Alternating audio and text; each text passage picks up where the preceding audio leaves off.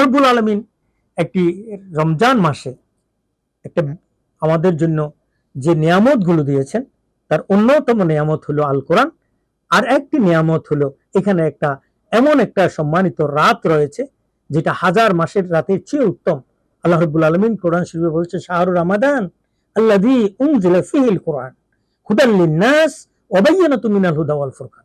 শাহরু রমাদান, রমজান এমন একটি মাস যে মাসে আল্লাহ রাব্বুল আলামিন আল কোরআন নাজিল করেছেন। কোরআনটা কি? হুদাল লিন-নাস, সমগ্র মানব জাতির জন্য হেদায়া। ওয়া বায়্যিনাতুম মিনাল হুদা ওয়াল ফুরকান, এটা হক এবং বাতিলের ভিতরে পার্থক্যকারী একটি বিধান। তাহলে রমজানের এই মাসে আমরা কোরআন পেলাম, এটি কোরআনটা হক এবং বাতিলের পার্থক্যের বিধান। আর এই কোরআনের ভিতরে আল্লাহ রাব্বুল আলামিন বলছেন এই কোরআনটাকে তিনি নাজিল করেছেন কদরের রাতে। ইন্না আনজালনাহু ফি লাইলাতুল কদর ওয়া মা আদরাকা মা লাইলাতুল কদর।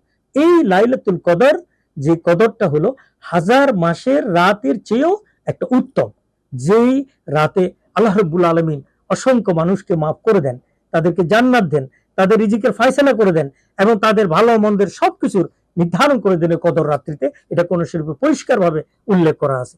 এই কদরের রাত্রিটা হয় সাধারণত রমজানের শেষ 10 দিনে। আল্লাহ রসুল বলছে যে তোমরা রমজানের শেষ 10 দিনে কিন্তু এই কদরের রাত্রি তালাশ করো। আমাদের এখানে হিসাব নিকাশ করি, অনেকেই এটাকে 27 রমজান বা 26 রমজান দিবাগত রাতে কদরের রাত্রি বলে আমল গুলো করে থাকেন, বিশেষ ইবাদত বন্দেগী গুলো করে থাকেন।